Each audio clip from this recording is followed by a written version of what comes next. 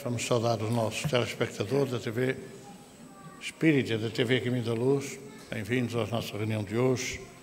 Vamos harmonizar os nossos pensamentos e o nosso ambiente, cantando uma canção da página 25.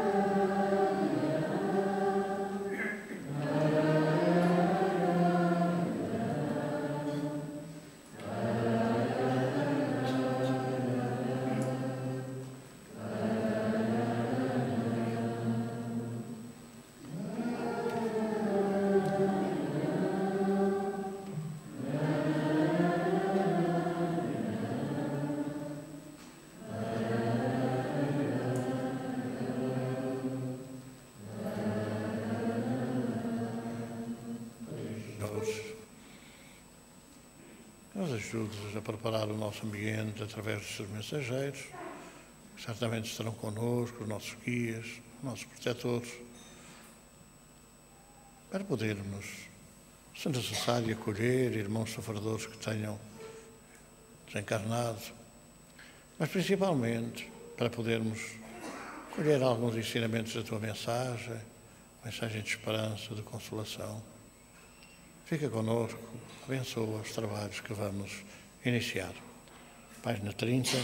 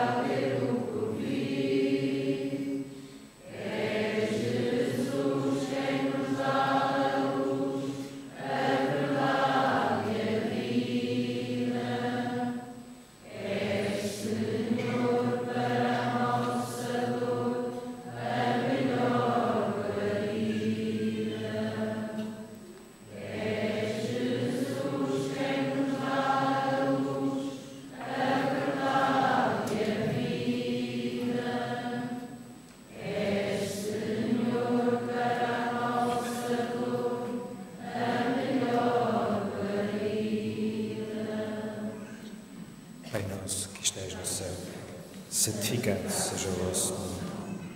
Venha a nós o vosso reino, seja feita a vossa vontade, assim na terra como no céu. O pão nosso de cada dia nos dai hoje. Perdoai-nos as nossas ofensas, assim como nós perdoamos a quem nos tem ofendido. E não nos deixes cair em tentação, mas livrai-nos do mal. Ave Maria, cheia de graça, o Senhor é convosco. Bendita sois vós entre as mulheres, bendito é o fruto do vosso ventre, Jesus. Santa Maria, Mãe de Jesus, rogai por nós, pecadores, agora e na hora da nossa morte. Que assim seja.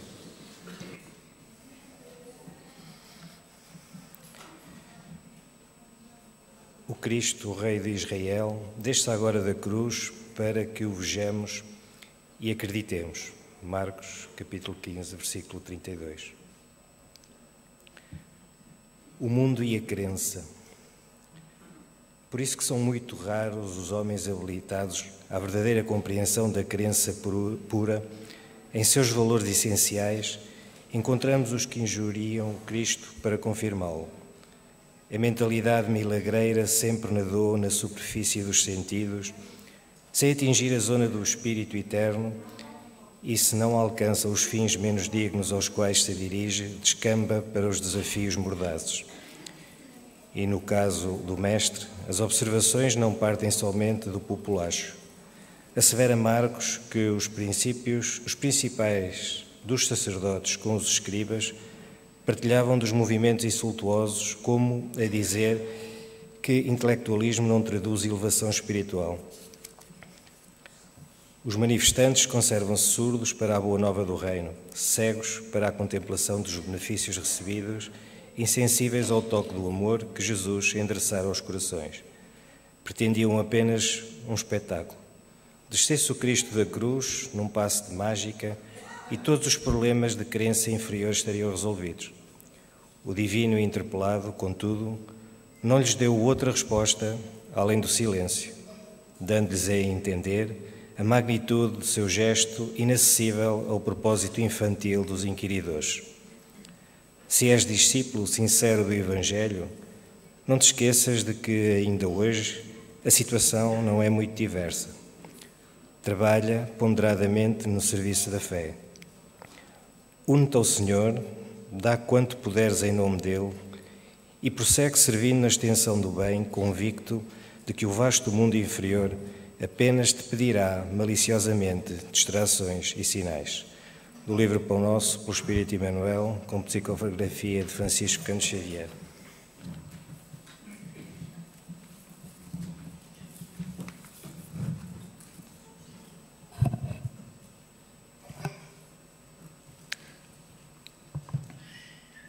Os ensinamentos de Jesus nunca foram muito bem considerados em termos da vida do cotidiano, da vida do dia-a-dia das pessoas. Embora ainda hoje, 2000 anos depois, apesar de algumas alterações, apesar de algumas atualizações, apesar de algumas correções, nós verificarmos que aquilo que ele falou há 2000 anos se mantém atual. A única diferença é que no tempo de Jesus a medicina estava muito pouco desenvolvida, isto é, os conhecimentos científicos que mais tarde haveriam de orientar determinadas práticas, digamos assim, de socorro, de auxílio, ainda estavam indo muito distantes, porque não havia os conhecimentos que há hoje. Era impossível prever, por exemplo, que uma fotografia fosse real. Entretanto, hoje sabe-se que as fotografias se tiram em várias frequências e, naturalmente, que há hoje possibilidades de fotografar o nosso campo vibratório, o nosso campo energético.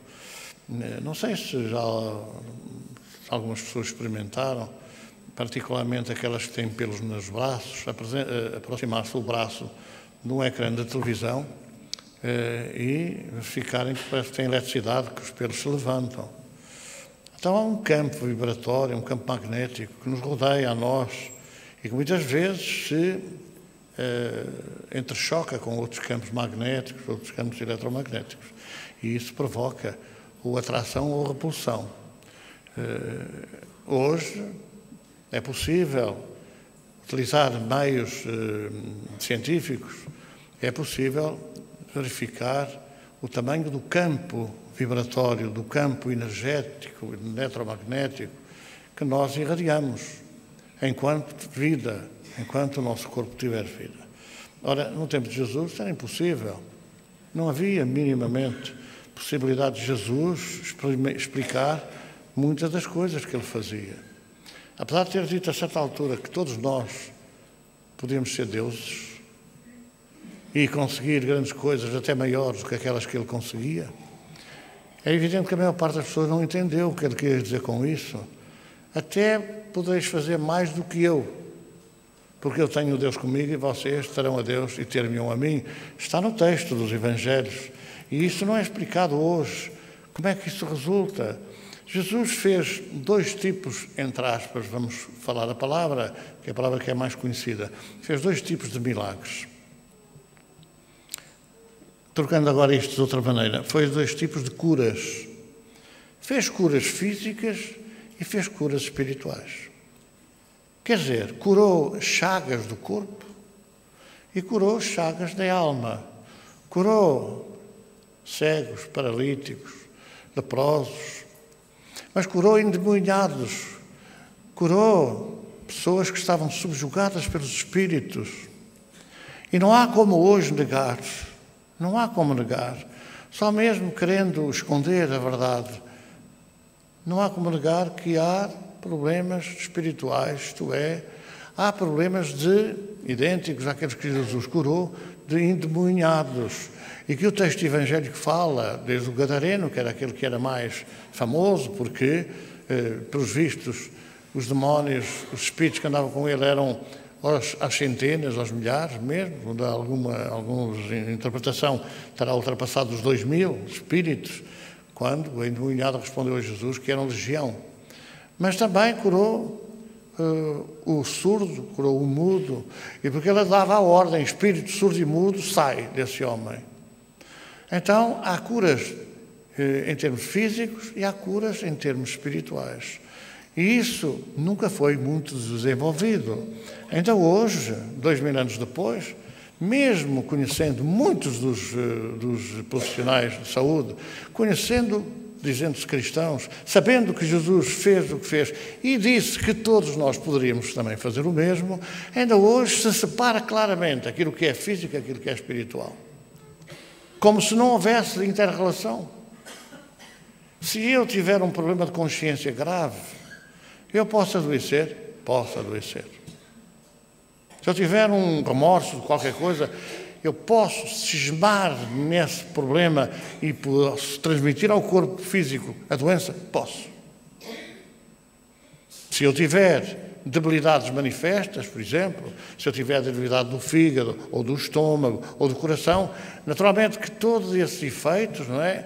Essa projeção, digamos assim, mental, pessoal, pode extravasar naquilo que é mais débil em nós. E nós podemos contrair uma doença do fígado, uma doença do coração, uma doença do estômago e por aí fora. Onde tivermos maior debilidade. É uma coisa que hoje já é possível, claro, depois é depressão. Com certeza. O nosso organismo fica debaixo de pressão mental nossa. Mental nossa. Como também é possível que, particularmente as pessoas mais sensíveis, que reajam ou que sofram consequências de alguém que ao nosso lado sistematicamente pica miolos, quer dizer, está sempre a dizer tu não prestas, não vales nada, tu és assim, tu és assado, tu não sei o quê, tu vais chumbar, tu vais reprovar, tu vais... E essa pressão faz com que nós possamos estar debaixo da pressão de terceiros. Podemos estar debaixo da pressão consciencial nossa e podemos estar debaixo da pressão mental dos outros. É evidente que isto perdeu-se esse sentido, não é? Perdeu-se esse sentido. Porquê? Porque, naturalmente, ao longo dos séculos não interessava muito misturar alhos com bugalhos. Nós hoje vemos, por exemplo, as pessoas que têm doenças espirituais são quem? Quem são as pessoas que têm hoje doenças espirituais? São todas as pessoas que vivem pressionadas na sua psique, não é? Na sua psique. E aí referem-se então os factos psicológicos, psiquiátricos, etc. Psicossomáticos, psicossociais. Quanto psique, já temos aqui dito repetidas vezes, é o espírito. É o espírito. Mas estas questões de doenças do espírito foram escamoteadas ao longo dos séculos. E, desde bruxaria à loucura por aí fora, tudo serviu para catalogar as nossas debilidades, as nossas fraquezas, as nossas sensações físicas e a nossa sentimentalidade espiritual. Ora, é esta questão que nós temos muito que nos preocuparmos. Não propriamente no sentido de acabarmos com os médicos que são necessários, porque o corpo adoece. O corpo adoece. E o espírito adoece. Só precisamos saber onde é que está localizada essa coisa de espírito. Ou, chamemos de outra maneira, onde é que está localizada a psique. Porque eu, para tomar um medicamento para o estômago, eu tomo se tiver um problema de estômago. Ou um problema de fígado, é para o fígado, ou por aí fora. Agora, eu tomo um medicamento, seja ele qual for, para a psique, para eu ir aonde? Onde é que o medicamento vai atuar ao nível orgânico, ao nível físico? Vai atuar aonde? E é essa questão que muitas vezes se não põe.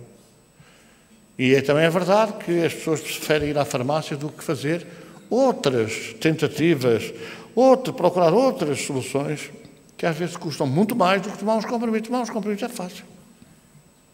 Até às vezes tomar uns comprimidos faz conta, também é fácil. Então é esta questão que nós hoje vamos abordar, as doenças e os doentes.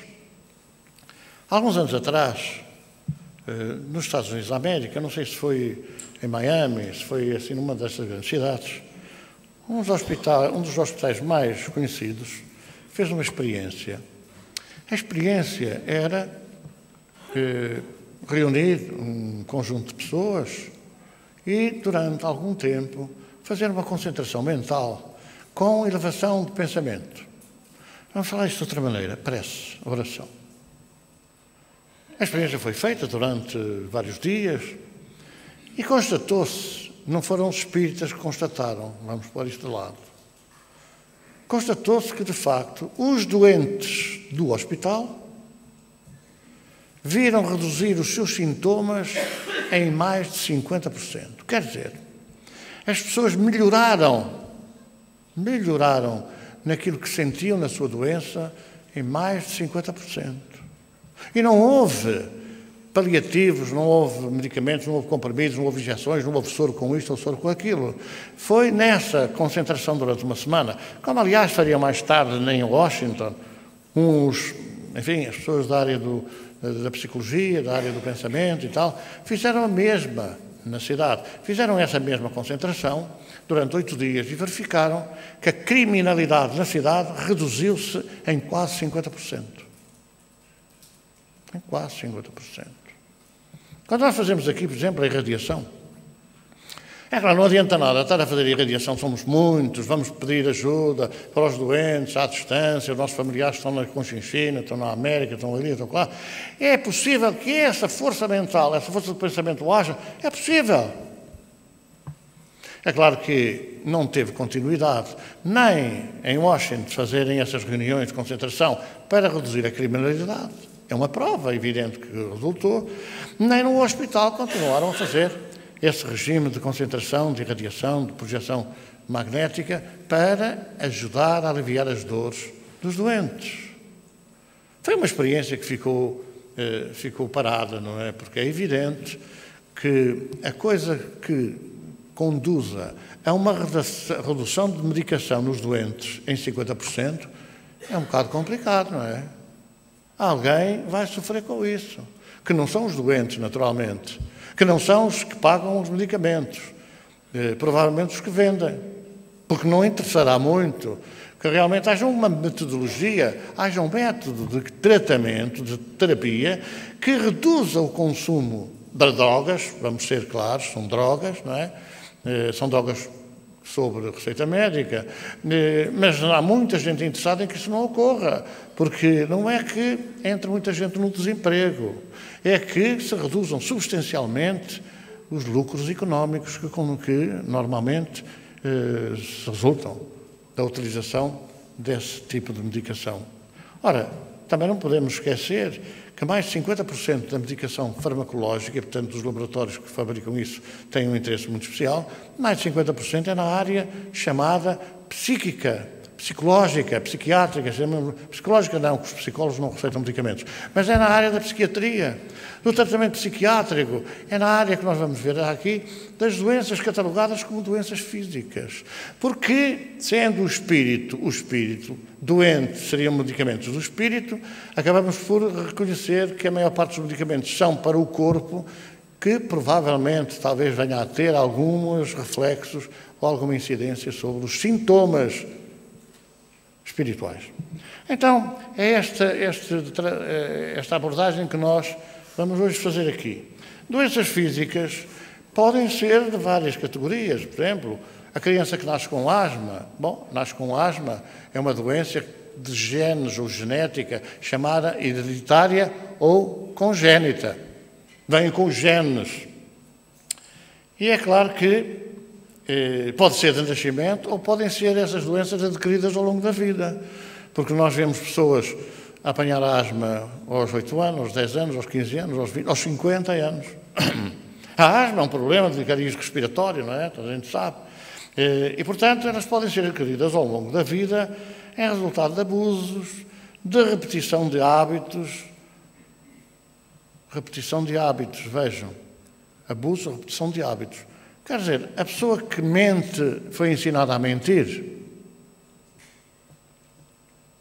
A pessoa que é orgulhosa foi ensinada a ser orgulhosa. Há famílias em que os filhos são todos diferentes. Há uns que são mesmo orgulhosos, outros são mais humildes. Então não é genético. Se fosse genética, eram todos orgulhosos ou eram todos humildes. São doenças que não têm nada a ver com a genética. Mas têm a ver com um somatório de conhecimentos ou de hábitos, de tendências, de inclinações que nós trazemos já ao nascer. Claro, quando se acabou com essa coisa do renascer, que Jesus foi muito claro quando afirmou que é preciso nascer de novo. Nascer de novo em bom português é renascer. Então, ao renascer ou reencarnar, são coisas que a gente já traz, são hábitos que estão no espírito, não estão no corpo. Não estão no corpo. Há pessoas cegas que são orgulhosas, são vaidosas, porque isso não tem a ver com o corpo. Tem a ver com o espírito. São invejosas, cegos são invejosos. Há quem seja invejoso, pelo menos inveja a visão que os outros têm que eles não têm. E por aí fora.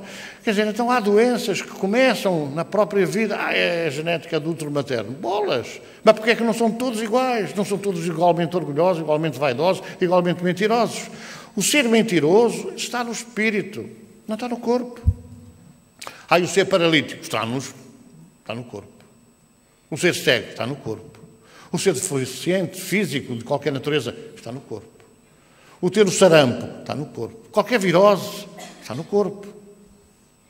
Embora haja vírus espirituais que às vezes são muito mais perigosos do que os vírus do corpo.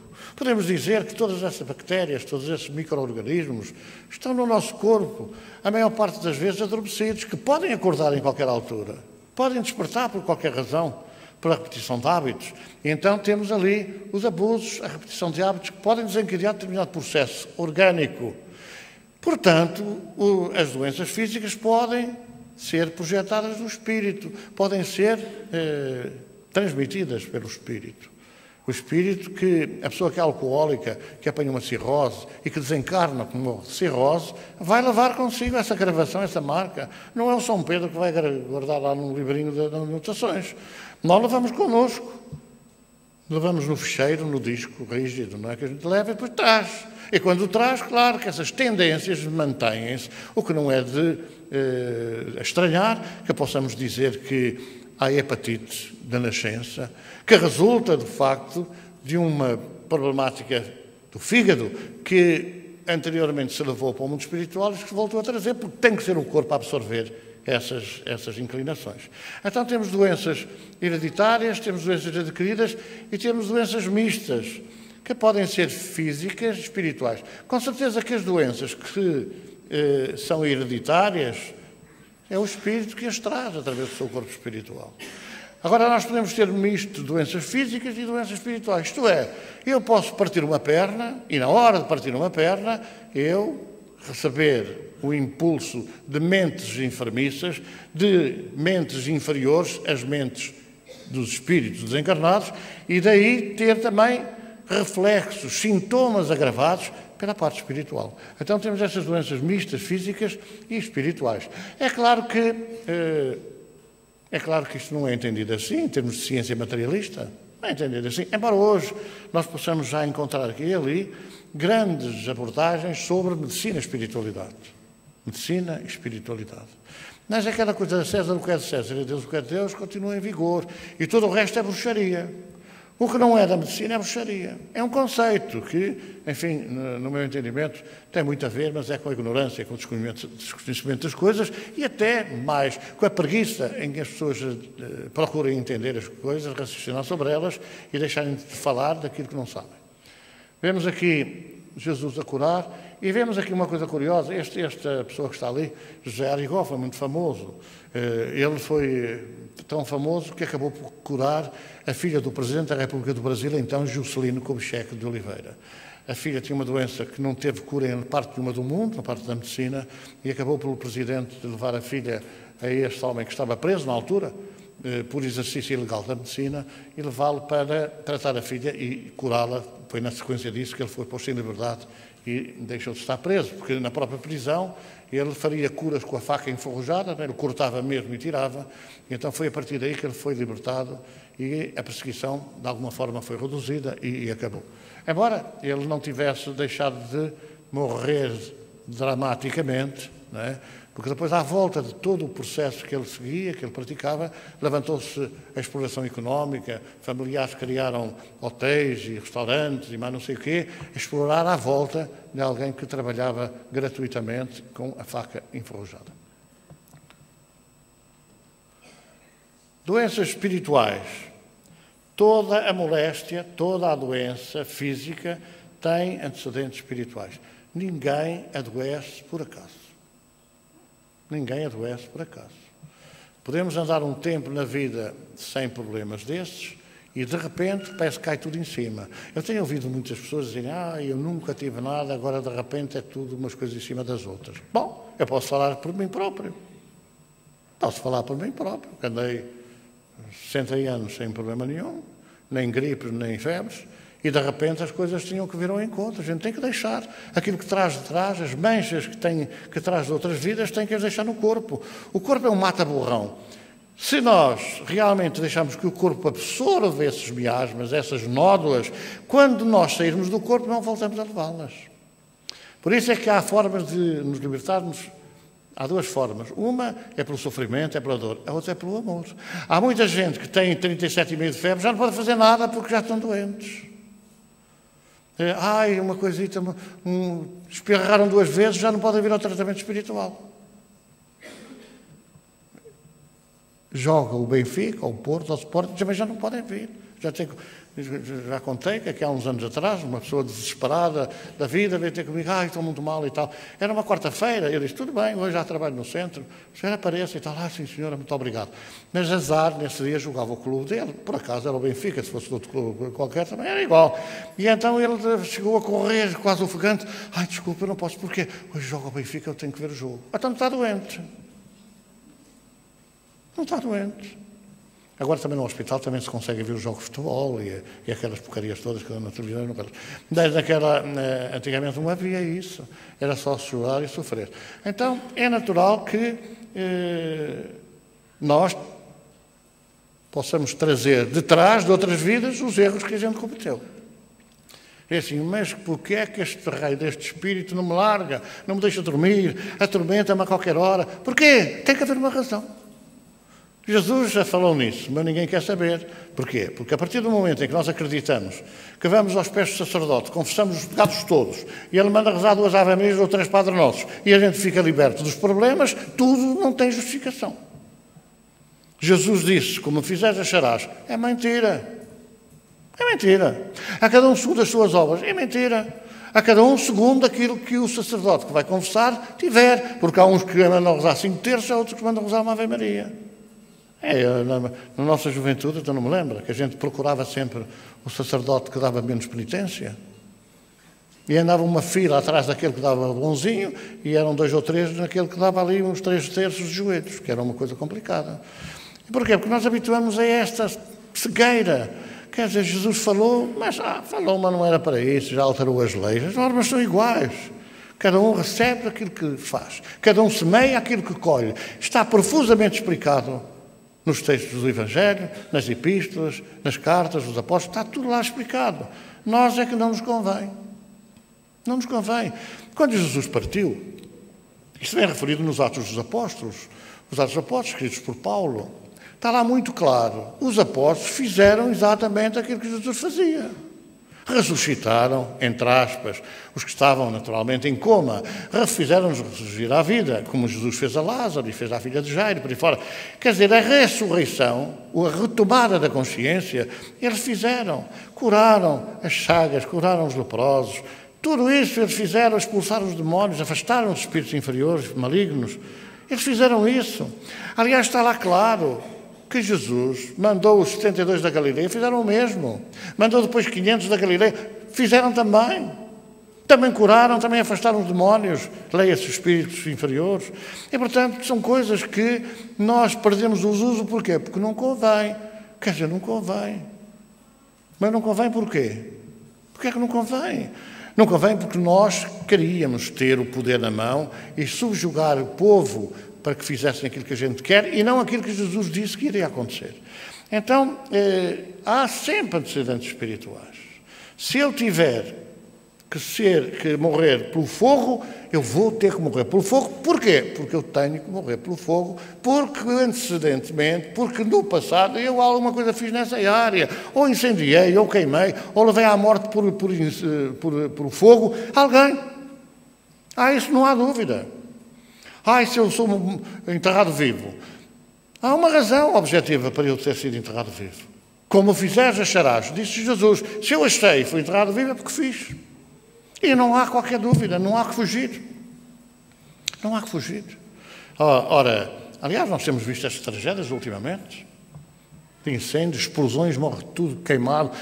Agora, ainda há pouco tempo, vejam só, um caminhão-cisterna carregado de gasolina capotou.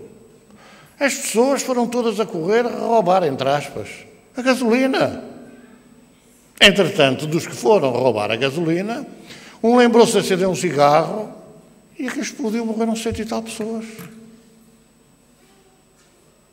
Mas foi por acaso? Não foi porque não tinham nada que lá ir buscar a gasolina.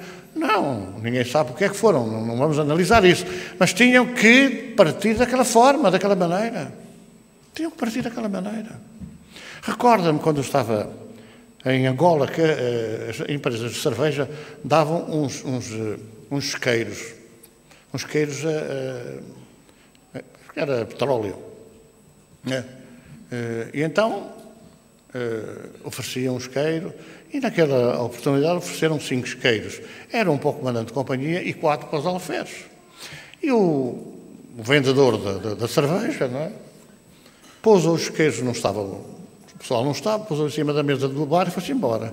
Entretanto, um rapazito, um soldado, passou por ali, viu 5 isqueiros e disse 5, também se forem 4 ninguém descobre. Pegou num isqueiro, meteu ao bolso e levou. Pronto.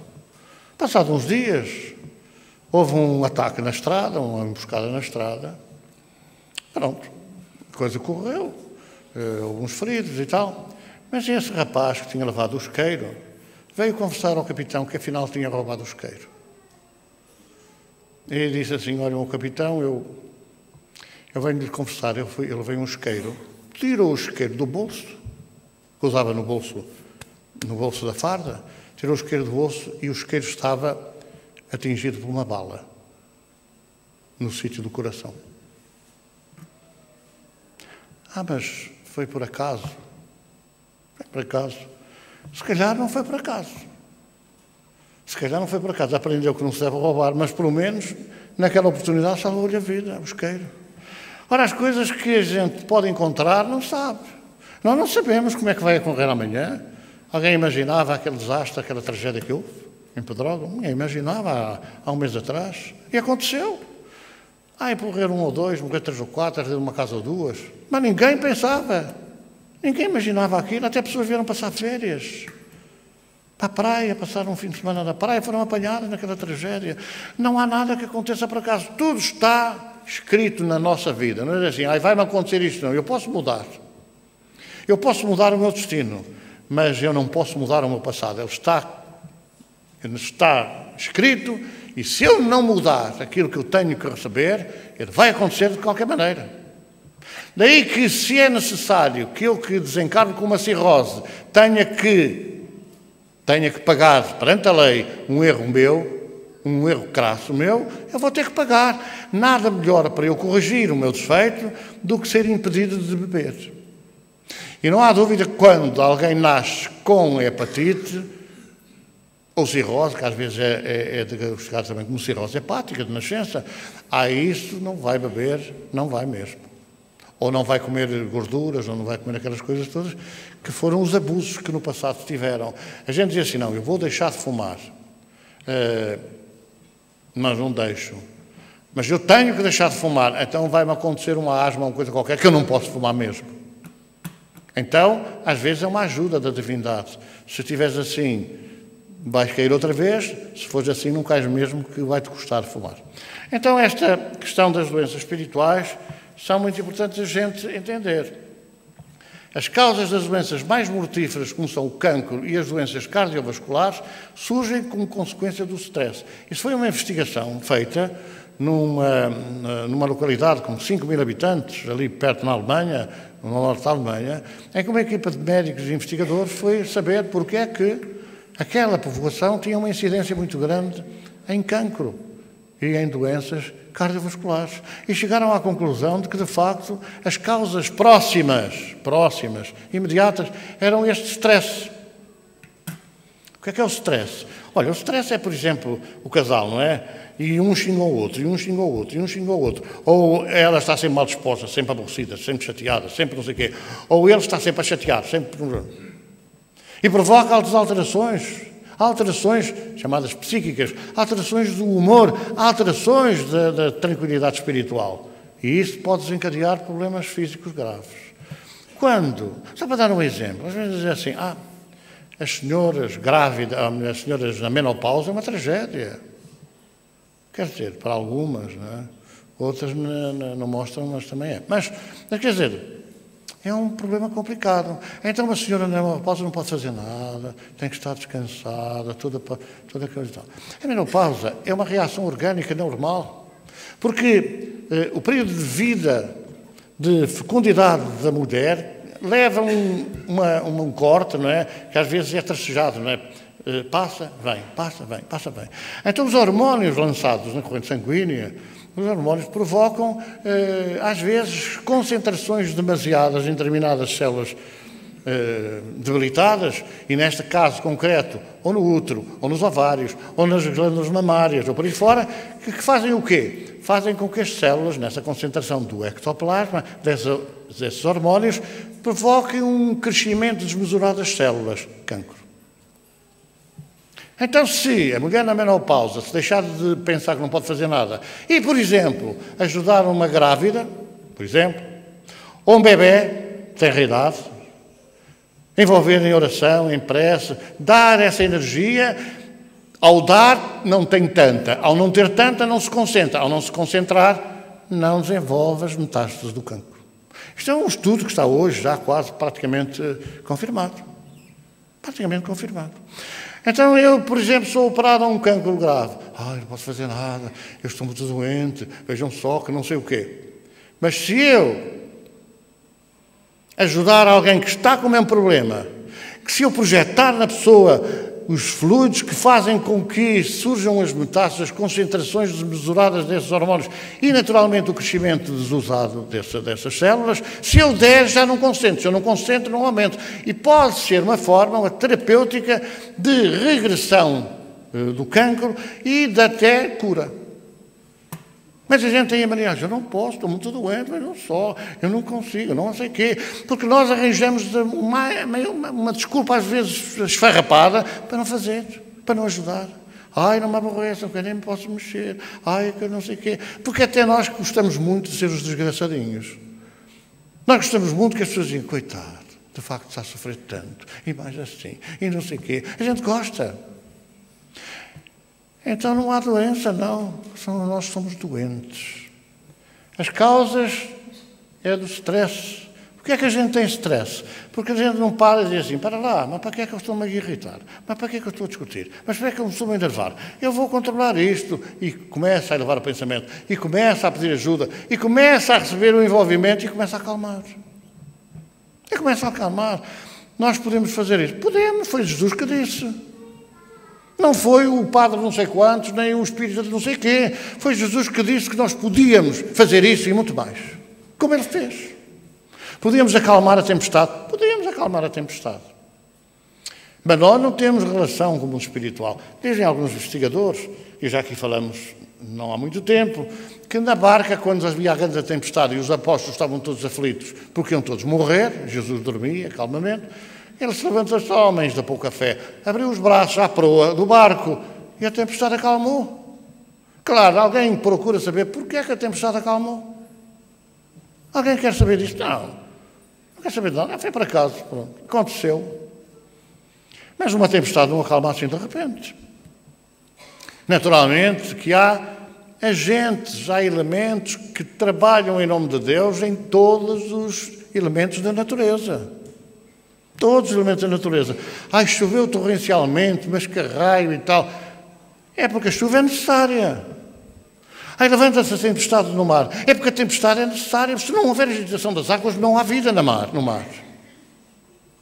Se não houver agitação, não há vida. Então há hordas, há grupos, há falanges de espíritos que trabalham os elementos da natureza. Às vezes é necessário limpar o ambiente, é necessário. Limpar o ambiente. E, ecologicamente falando, é necessário limpar o magnetismo negativo que a gente destila todos os dias, na crítica, na maldade, na calúnia, por aí fora. Nesses desejos do espírito, que não são até do corpo, mas que abanam fisicamente as outras pessoas.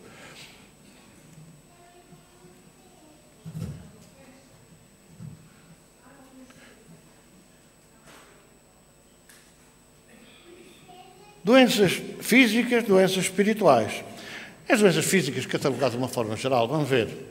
Como é que, quando a pessoa anda nervosa, por exemplo, a pessoa não sabe onde é que há de pôr as mãos, ou a pessoa não pode ver uma cadeira desviada, não é?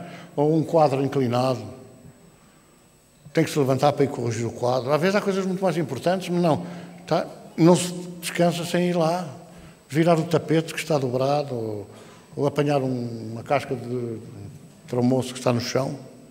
Podia deixar. Às vezes é assim, ai, que vão reparar. Vai buscar a casca e reparam mesmo. Se não fosse buscar a casca, se calhar não reparavam. Isso, diz os estudos materialistas, que é uma neurose. A pessoa é neurótica. Já contei que tinha um graduado na Guiné que tinha uma neurose muito engraçada, quer dizer, ele só entrava em qualquer sítio que passasse uma porta, tinha que meter o pé direito à frente. Às vezes, quando ia com o espaço trocado, até se atrapalhava, quase caía.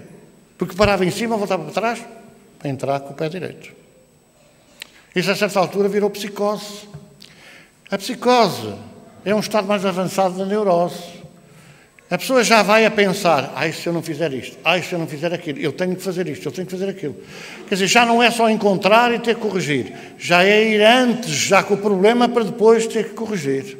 E então, ele depois ganhou uma forma de, por exemplo, ele tinha que ser o quarto a entrar, chovesse a rodos ou não, ele tinha que ser a quarta pessoa a entrar na sala. Ficava à porta. à espera que entrassem 3 e assim corria, que era para não entrar no quarto sem ser ele. Tinha que ser o quarto. Ele tinha que ser o quarto a sentar-se à mesa, que eram mesas de 4 cadeiras. Tinha que esperar de pé, esperar que sentasse 1, 2, 3, e ele sentava-se a seguir. E por aí adiante, uma série de coisas. Virou uma psicose. Claro que aquilo que eu pensei é que essa psicose resultava, de facto, de uma ligação à guerra, numa ligação, eventualmente, poder morrer, poder ser atacado, poder ser morto, etc. Então, o patamar a seguir é a psicose. E quando a pessoa já faz aquilo sem ter sequer consciência do que faz, dizem os catálogos da medicina, esquizofrenia. É esquizofrenia. Pronto, está resolvida a questão. As doenças do foro psíquico são neurose, psicose, que tem uma variante que é a psicose maníaco-depressiva, não é? E tem a esquizofrenia. Mas, sendo isto doenças espirituais, ao fim e ao cabo, como é que se designam estas doenças? Estas doenças depois designam-se como a neurose, uma obsessão simples. Quer dizer, quanto tempo é que eu ainda tenho que ir ao centro? Depende. Se for uma coisa simples, pode uma entidade que anda aqui a picar-nos a cabeça porque não sabe que morreu, por exemplo, se compreender que morreu, afasta-se e a neurose passa. Quer dizer, a obsessão simples passa. A obsessão simples é a criação de uma ideia fixa, mas vai e vem, é simples. Mas quando a obsessão vira já fascinação, para cima ou para baixo, quer dizer, já a pessoa não consegue agir por si própria, tem espaços. Então esta obsessão por fascinação é um patamar que se equipara à psicose. Quer dizer, se formos ver a doença do espírito, qual é? É obsessão por fascinação. Eu não consigo fazer isto, eu não sou capaz, vai tudo correr mal, eu não sei o quê, etc. Que, a maior parte das vezes, é a ideia que é transmitida. Tu não prestas para nada, tu não vais conseguir, tu não consegues, tu não vais, tu não sei o quê, desistes, não vale a pena, mata-te. Embora o matar-se é já no domínio mais elevado, que é, da esquizofrenia, a subjugação. É claro, quando chega a esta parte, não é, da esquizofrenia, quer dizer, nós temos a subjugação, chega a esta parte e já é o espírito que domina a pessoa. Ela não tem períodos de intervalo. O espírito domina e ele é que manda, faz, e a pessoa é um cordeirinho e faz sempre, e faz sempre, e faz sempre, e faz sempre. Então, estas doenças do foro psíquico são, ao fim e ao cabo, espirituais. Obsessão simples, obsedação por fascinação, também chamada só, normalmente, obsessão, e depois a subjugação, quer dizer que a pessoa está subjugada, está debaixo do jugo dessa mente exterior. Então é esta compreensão que a gente tem de ter para estes problemas. Então vou deixar de ir ao médico. Não vamos deixar nada de ir ao médico, nem nós nunca dizemos nada disso, e vamos daqui a pouco repetir isso. Porque se os médicos estão na Terra, têm uma missão, têm uma tarefa. Deveriam ter uma preocupação também espiritual, e a maior parte, a esmagadora maioria, não tem. É verdade. Mas eu não tenho dúvidas que virá o dia que vão ter. Vão ter. Já temos alguns casos, não é? Até connosco, de pessoas que os médicos dizem, olha, aqui não conseguimos fazer mais nada, vão lá a essa coisa do espiritismo para ver se arranjam uma solução. As doenças, a relação entre a doença física e a espiritual, e a doença espiritual e a doença física. Vamos pensar. Toda a pessoa que vai à urgência, ao médico, e o médico manda internar, é porque tem doença física. Mas, porque está debilitada, porque está mentalmente fraca, vai ter acompanhamento espiritual. Logo, nós, quando vemos um doente internado no hospital, temos que ter a noção de que ele está doente fisicamente, mas também está doente espiritualmente. Agora imagina, um hospital com 600 camas, são 600 doentes físicos e também doentes espirituais. Haver uma revoada que ninguém imagina. Muitas vezes, as pessoas que vão visitar os doentes ainda carregam mais.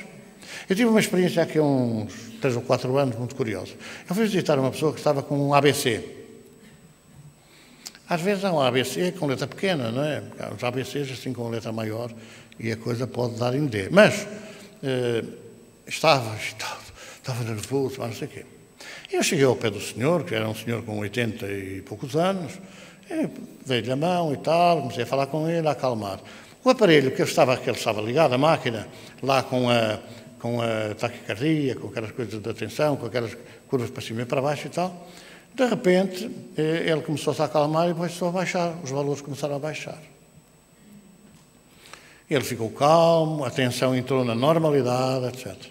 Entretanto, veio uma familiar, uma prima, visitá-lo. Eu estava assim de costas, via entrar no quarto, aproximou-se da cama. Naturalmente, que eu digo assim, bom, afasto-me porque a pessoa vem visitá-lo. E afastei-me 2 metros. E ela chegou ao pé, então. E a tensão se disparou e a taquicardia aumentou. Mas é porque aquela malandra é má mesmo? Não. Simplesmente ia também carregada. Claro que houve uma passagem da carga, da negatividade que ela trazia para a parte mais fraca, que era ele, que estava enfraquecido fisicamente. Então nós, quando olhamos um doente no hospital, temos de ter essa percepção. Ou temos de ter a noção de que podemos, com a conversa que a gente leva, podemos agravar o estado do doente. E também temos que ter a noção que às vezes o doente parece que é um não aguenta nada, não sei o quê, porque pode estar envolvido, até às vezes, por coisas que nós levamos. Por influências que nós levamos. Por negatividade que nós levamos. Então os doentes do hospital são muito mais do que aquilo que a gente imagina. E muitas vezes nós não pensamos o que é a noite passada naquele inferno. Vou falar assim no inferno, porque às vezes é terrível. Ficam sozinhos com a carga toda em cima. É como as pessoas que vão para o cemitério, passam uma vida ali, e vêm pior do que o que foram. Porque há tantas centenas, às vezes milhares de espíritos ali agarrados ao corpo, não sabem como morreram, e que quando as pessoas começam, Ave Maria, Pai Nosso, Ave Maria, Pai Nosso, vão atrás da luz e acompanham depois a pessoa. A gente não tem essa noção, não tem essa consciência. E às vezes chamamos lá os nossos familiares que morreram há pouco tempo. E ficam lá piores do que o que estavam. Não temos nada que os chamar ao cemitério, não temos nada. É ir lá pôr as flores, para o povo não falar, mas falam por tudo e por nada. Mas de qualquer maneira, está tudo bem pôr as flores, nem Ave Maria, nem Pai Nosso. Fazemos isso em casa. Em casa, com as flores numa jarra, com um aparece, com uma oração, com o Evangelho no lar, em sua memória. Mas não ali naquele ambiente que está muito negativizado. Então é esta questão que a gente tem que colocar quando visitamos os doentes, os nossos familiares nos hospitais, temos que ter em linha de conta isso. Às vezes eles estão numa situação, não é nada, são fracos, são por tudo e por nada se queixam. Não, é porque têm razões físicas e agravadas significativamente pela parte espiritual. Então, há uma relação entre a doença física e espiritual, a doença espiritual e física. Por exemplo, eu posso estar espiritualmente doente e não estar fisicamente doente. Veja-se, quantas pessoas vão fazer análises, e taques, e mais não sei quantos, e ressonâncias magnéticas, etc. Nada, está tudo bem. Mas a pessoa sente-se mal. Mas a pessoa queixa-se. Mas a pessoa não dorme, etc. Então não é físico, porque fisicamente não dá nada, é espiritual. Como se trata este caso? Antidepressivos, calmantes, ansiolíticos, terapia do hospital de doentes malucos, pronto, está a andar. Outras vezes não. Eu ouço coisas, eu ouço barulhos, eu assim, assado. Mas tem o coração a trabalhar mal porque tem uma isquémia, porque tem qualquer problema cardíaco. Ou tem uma inflamação no intestino, ou tem uma inflamação no estômago, ou tem o fígado a funcionar mal. E é a mesma coisa que eu costumo dizer muitas vezes. A gente pode ter uma espinha na mão, que a gente tem uma tendência para ir lá espremê-la. Então é uma impressão. A gente aperta, dói. A gente aperta, dói. Se não apertar, só é impressão. Se apertar, dói. Então às vezes são coisas ligeiras que a gente tem e eles apertam e dói. E dói mais. E depois começa a cabeça a funcionar. Não passa. E não passa. E dói muito. E não passa. E dói muito. E o medicamento não age. Não atua. O medicamento, o analgésico, não atua. Porque nós neutralizamos o efeito da medicação. Então é que essa relação entre os genes, as doenças genéticas ou hereditárias, e a escolha do processo reencarnatório. Porque é que a pessoa... mas são os pais é que têm os genes estragados. Então tem para todos. Porque é que só tem para um ou dois no lar? Também como há filhos que são inteligentes e os outros não são burros, não estudam. Não têm vontade de fazer coisa nenhuma. Os genes são os mesmos. A questão é quando a gente tem que nascer outra vez, temos uma necessidade de encontrar um corpo que sirva de libertação para nós. O corpo tem que ter umas determinadas características, por exemplo, que permita que eu, se veio uma cirrose hepática, e está marcado porque foi fruto da minha imprevidência, eu tenho que a deixar no corpo. Logo, essa mancha da cirrose hepática vai passar para o novo corpo, por osmose, por digamos assim, absorção, e se eu não voltar a cair no erro e não repetir, quando eu sair do corpo, o corpo fica com a mancha e ela vai e desfaz. E eu libertei-me. Se eu continuar a abusar, volto a levá-la na mesma. E ando nesta vai e vem, sempre com os mesmos problemas, com as doenças que surgem. Então eu, quando me aproximo para a reencarnação, eu espírito, eu vou ter uma parte muito importante nos genes que eu preciso para o meu corpo. Eu vou envolver a mãe, vou envolver o pai. E claro, ajudado por espíritos encarregados dessa matéria, desse trabalho. E eu vou ter um corpo que o meu magnetismo, a minha vibração, as minhas necessidades em termos espirituais vão escolher, fazendo-me amadurecer ou maturar um determinado ovo, dos 400 que a mulher tem nos seus 2 ovários, e vai ser impulsionada a célula masculina, que reunida àquela célula feminina, vai dar um corpo que eu preciso. Mas o ovo e os espermatozoides são dos pais. São, mas eu é que vou escolher qual é. Se é este óvulo, se é aquele óvulo, vão-me ajudar a escolher. Para que com um determinado espermatozoide eu tenha o corpo que preciso. Naturalmente será assim. Então, mas se é o mais eletrizado, mais magnetizado, aquele espermatozoide, e se é o óvulo mais perfeito, terão que ser os dois a unir-se e dar um corpo perfeito. Então, porque é que muitas vezes não dá? Porque eu tenho necessidade que o corpo não seja essa perfeição, para que eu possa corrigir o meu percurso, o meu caminho. E é nesta questão que é muito importante a gente perceber. Os pais cedem os genes, mas a gente escolhe. A gente escolhe. Aliás, vejam na fertilização in vitro, que agora é possível, não é? A criação de embriões em laboratório. Porque é que apanham 15, 10, 15 tal óvulos. E depois apanham um conjunto muito grande de espermatozoides. Misturam aquela coisa toda e dá, por exemplo, 15, 16, 18 embriões. E depois só 2 ou 3 é que vingam. E às vezes só um e às vezes nenhum. Porquê? Porque isto não é como a gente quer. É como está escrito no nosso passado. A caminhada que nós fizemos vai desembocar naquilo que é permitido e que nós, de facto vimos a ter. É claro que já falamos disto, para a medicação, para doenças físicas, medicação física, não é? Comprimidos, etc. Que às vezes não acertam. Às vezes os médicos não acertam na medicação. Mas é físico, pois se eu tenho aqui uma dor no joelho, é uma dor física, tem que ser uma medicação física, tem que ser um analgésico para aquilo. Embora, sabe-se hoje que se me doer o joelho direito, o medicamento é um, mas se for o esquerdo já não é o mesmo medicamento. E nós às vezes automedicamos-nos, não é? Vamos à farmácia pedir aquele analgésico e dá para tudo. Para calos, dá para unhas encravadas, dá para essa coisa toda. Porque não há esta seleção. Se a pessoa é loura, o medicamento para uma determinada doença é um. Se a pessoa é morena, o medicamento é outro.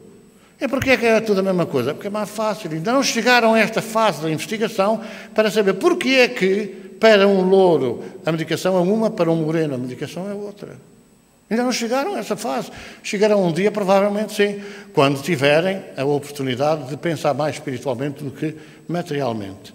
Então, para doenças espirituais, também medicação espiritual. Claro, estamos a ver aqui a medicação espiritual, que naturalmente é a energia, é o passe magnético. Que pode ser, naturalmente, depois de retirar as manchas que estão a perturbar fisicamente. O que é que a gente faz? Corta-se, deita-nos no chão, fica todo cheio de lama. Primeira coisa, lavar. Lavar, desinfetar e depois pôr a medicação, não é? Então este tratamento espiritual também tem que ser um bocadinho isso. Se é uma entidade que está ali a picar os miolos, não é? Tem que se afastar para deixar de picar. E depois de deixar de picar, ajudar espiritualmente, conforme, enfim, está ao alcance do nosso aprendizado, naturalmente. O tratamento espiritual verifica-se pelo retirar dos fluidos impuros, limpeza psíquica. e pela transfusão de fluidos positivos ou puros. Quando a gente tem falta de sangue, é uma transfusão de sangue. Se a gente tem falta de energia, é uma transfusão de energia. Embora a gente saiba, não é? Eu fazia isso quando era jovem, estudava antes dos exames, antes dos testes, punha um pacote de açúcar na boca e tal. Porquê o açúcar? Porque o açúcar ativava, diziam, a circulação do sangue na cabeça. Ao circular mais sangue na cabeça, espavitava a memória e a gente lembrava-se mais da coisa. Agora, podíamos comer 1 quilo de açúcar. Se a gente não estudasse, não adiantava nada. Se a gente não soubesse a matéria, não adiantava nada 1 quilo de açúcar, amarelo, mascavado, fosse o que fosse. Não adiantava nada, porque há pessoas que pensam, né, agarram nos livros e entram as letras e a pessoa depois desenvolve naquela coisa toda. Os espíritos podem ajudar-nos nessa matéria, podem, se a gente estudar. Se a gente se preparar para isso e tiver uma falha de memória, eles podem, por uma palavra às vezes, desencadeia e recorda aquilo que estudou. Agora, se não faz nada, como é que pode ser? Não pode ser. Aqui esta parte, nenhuma circunstância se deve desaconselhar a ida de a pessoa ao médico. A realidade das doenças dos acamados ou internados em hospitais, que já falamos aqui há pouco. Sejam os nossos familiares, sejam os amigos que a gente vai visitar, temos de ter este cuidado. Olha, eu pude testemunhar isso não há muito tempo, que num quarto com 4 doentes e com 20 visitantes a falar tudo ao mesmo tempo, imagina. Ou, por exemplo, como eu também assisti, uma mulher disse assim, ai, que eles deixam-me morrer o meu homem, e o homem ali ao lado. Eu até disse, cala-se lá, senhora, então está agora a dizer que ele vai morrer, então está aí o homem está vivo, consciente. Deixe lá dizer essas coisas. Mas não sei o que, ele vai morrer. Tem que haver cuidado com aquilo que a gente fala, com aquilo que a gente conversa. Eu tinha um colega, um camarada da tropa, às vezes parece da política, não, era mesmo da tropa. A mãe estava com coma já há uma série de dias, estava tudo a chorar, não sei se alguém estava a pensar, rei da velha nunca mais morre e tal. Mas ela estava, a certa altura acordou, estava tudo a chorar, e diz ela assim, mas estão a chorar por mim? Não chorem por mim, não chorem por vocês. Porque eu, se for para o sítio onde eu já fui, que me mostraram, eu vou estar muito bem, vocês é que vão estar mal. Então chorem por vocês, não chorem por mim. Às vezes parecem coisas que a pessoa diz assim, isso é conversa, isso é ficção. Mas não é ficção, não. Agora, esta posição, está a ver, eu vi há tempos um tratamento, por exemplo, uma pessoa com problemas graves do pulmões, e uma senhora auxiliar a dar a alimentação e a espirrar e a tossir, sem máscara. Bem, são outras conversas, não é? Que às vezes a gente está distraída. E ele precisava, às vezes, chamar a atenção. Porque uma pessoa que está com um problema grave respiratório não pode ter ninguém a dar-lhe a comida, a espirrar e a respirar com aqueles vírus todos ali, não é? Então, às vezes, é isto que a gente assiste e não compreende como é que os doentes que lá estão, às vezes, vivem dramaticamente. É claro que esta ajuda à distância é muito curiosa, até parece interessante, não é? Ajuda à distância. A ajuda à distância é aquilo que a gente costuma fazer na irradiação. É possível que a pessoa receba ajuda? É possível. Bolas, mas é como uma pessoa que era lotaria não comprou o bilhete. Não adianta nada eu estar a fazer irradiação para um doente na França, na China, não sei lá onde for, e ele não estar em sintonia à mesma hora connosco. Não adianta. Ou não é possível estar a pedir para alguém que está na droga numa discoteca, ou está aí num antro desses. Os espíritos não podem ir a esses ambientes. Pois, quando a pessoa está a ser tratada à distância, não pode deslocar-se. Ao menos esteja em oração, 5 minutos ou 10 minutos, para poder receber. Porque se não estiver a beber uns copos e a discutir com os amigos e a ralhar com a mulher, não vai receber absolutamente nada. Não pode receber absolutamente nada. E então é preciso que a gente tenha consciência disto. É possível ajudar à distância? É. Nós temos telefonado muitas pessoas da Suíça, da França, da Alemanha. E tal, estamos assim, não sei o que mais. O que fazer? Nós só vamos de férias lá para agosto ou setembro. O que fazer? Olha, só pode ser irradiação. E eu digo sempre, a hora é aqui, é esta, aí a diferença de horas é tal. A esta hora, durante 10 minutos, estejam em oração. Ao menos estejam em sintonia do pensamento. Para que aqueles que socorrem, as falanges socorristas, sejam atraídas para os doentes e possam envolver e ajudar. É fundamental que isso aconteça. Se não acontecer, não adianta, não vale a pena estar a pedir por um familiar que está na França, que nem quer saber nada disso, não adianta.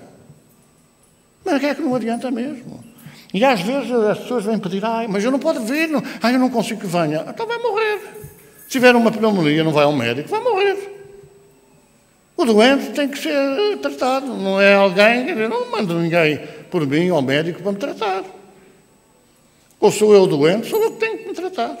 Eu é que tenho que tomar a medicação, não é a minha mãe, nem é o meu irmão, nem é o meu filho, sou eu. Então é muito importante termos consciência disto, da ajuda à distância. Pode acontecer, pode. A solução nem sempre está nas nossas mãos. É claro que depois vêm as terapias que, em termos espirituais, nós podemos fazer. Temos a terapia magnética. A terapia magnética é a terapia da energia. Era aquilo que Jesus fazia quando impunha a mão sobre a cabeça e as pessoas ficavam curadas. É a terapia da energia. Sendo que quando Jesus punha sobre a cabeça, o centro de energia da cabeça, a moleirinha, a glândula que aqui fica por baixo, é que domina todo o organismo. Quando Jesus impunha a mão e projetava a energia ia por todos os órgãos, por todas as glândulas e agia sobre as partes mais fracas do organismo. É esta terapia magnética que deve entrar pelos centros de energia. Claro, Jesus não precisava de mais nenhum, não é? Jesus não precisava de mais nenhum. Mas nós temos que conhecer quais são. Porque a gente tem doenças da cabeça, tem doenças dos olhos, tem doenças de funcionamento do organismo, de metabolismo celular, tem a ver aqui com a tiroide, tem doenças do âmbito das viroses, que tem a ver aqui com o timo, ou das cardíacas, que tem a ver com o coração, ou das filtragem do sangue, que tem a ver com o baço, ou do estômago, que tem a ver com o gástrico, e por aí dentro. Quer dizer, há centros de entrada de energia, que pode ser energia boa ou pode ser energia má. A energia boa pode ajudar a curar, a energia má necessariamente pode ajudar a adoecer. Portanto, são estas questões que a gente tem que perceber quando, por exemplo, estamos aqui a tomar o passe, daqui a pouco, ou na sala, quando vou ao passe, perceber o que é que se passa, o que é o passe. O que é esse passe de energia magnética? Ou, daquilo que nós temos falado já, mista energia física, magnética e energia espiritual, que vem do mundo espiritual, que através da pessoa que dá o passe, do médium, do intermediário, e que passa para o doente. A gente tem que ter essa noção. E tem que ter outra noção. Às vezes não nos agrada. Fecha os olhos. Eu simpatizo mais com aquela pessoa e menos com esta pessoa. Mas a mulher hemorroíça até foi pelas costas e tocou na túnica de Jesus, porque ela dizia, eu não vou tirar o lugar de ninguém, eu se tocar na túnica eu vou ficar boa. Porque nós podemos ir buscar essa energia. A gente pode concentrar-se e dizer, Senhor, eu preciso de ter saúde. Eu preciso de ter saúde, tu me conheces. Se nós fizermos isso, quem está a dar energia não interessa. Porque nós estamos a pedir ao alto e a energia passa pela pessoa que está a dar o passo e vem para nós. E é esta consciência que a gente deve ter das coisas. É claro que depois vem aqui a parte do cérebro, não é? Que, como eu disse há pouco, esta glândula, que é esta ali, que é a principal glândula de todo o nosso organismo, e que está ali no meio da cabeça, que estava na projeção que Jesus fazia da energia sobre a moleirinha, sobre a cabeça, esta é que comanda todo o resto do organismo. E, portanto, é natural que a gente tenha que ver com aqui é a parte da testa, não é? E dos olhos. É necessário que a gente, ou é conveniente que a gente perceba que vem energia assim e vem energia assim. E ao concentrar-se aqui nesta zona, essa energia pode libertar-nos das amarras que os espíritos estão ali a fazer na nossa mente. É ali que eles se agarram. Eles agarram-se ali. Estão a ver? É aqui que eles agarram, como lançam uma fateixa e depois falam por ali. Perturbam-nos por ali. Encaminham-nos para obsessões por ali. É ali. E daí que o passo seja a projeção nesta direção para laçar, para quebrar, para cortar essa ligação dos espíritos. Não é de uma vez só. É um bocadinho hoje, outro bocadinho para a semana, outro bocadinho depois, outro bocadinho depois, até que a gente ganhe força para dizer assim, não. Não te autorizo a falares pelo meu microfone. Ora, é esta questão que nós temos que perceber quando falamos desta problemática, doenças e doentes. Há doenças? Mas nós podemos retê-las adormecidas. Às vezes não queremos. Às vezes não queremos. Isto é, não queremos esforçar-nos muito por reter essa problemática. Então vamos pensar bem, vamos ao tratamento daqui a pouco do passo, depois vão à sala, ao tratamento. Aquelas entidades que estão ali a agir sobre a nossa mente têm que ser afastadas, que é o que se passa na sala mediúnica, nos médiuns, mas depois é o conforto da energia que vai progressivamente estabelecendo o equilíbrio em todo o nosso organismo e, naturalmente, por arrastamento, em nós que somos espíritos. Vamos fazer a irradiação pelos doentes.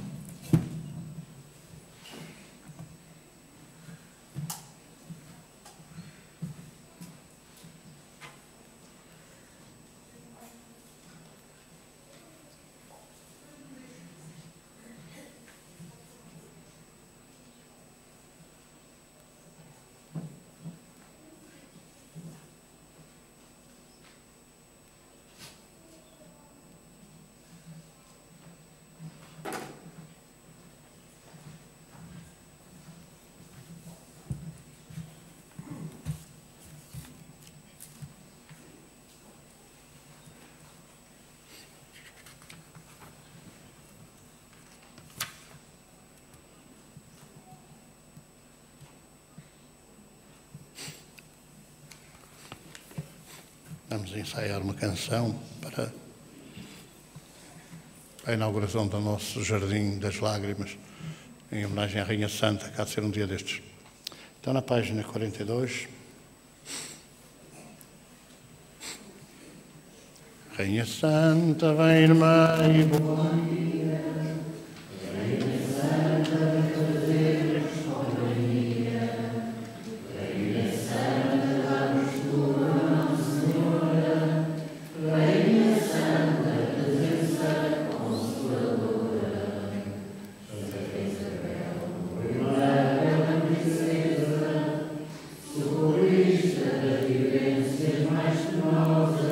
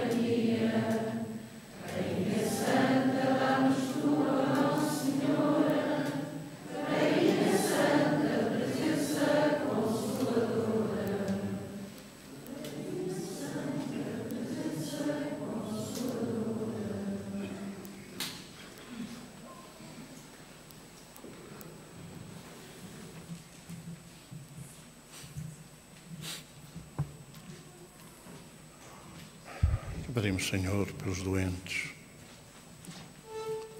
todos os irmãos acamados nos seus leitos de dor, também os doentes da solidão, do desespero, que se sentem abandonados pelos seus familiares,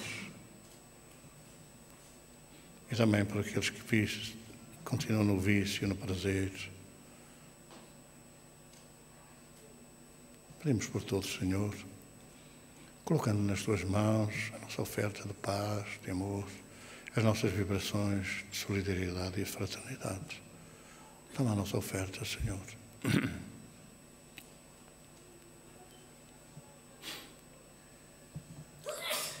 Lindo.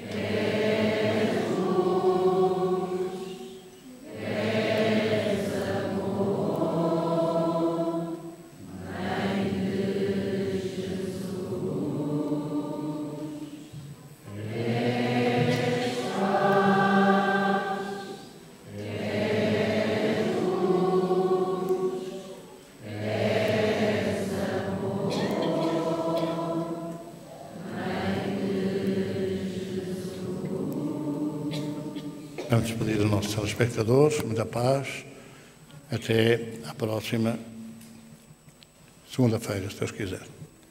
Aqui queria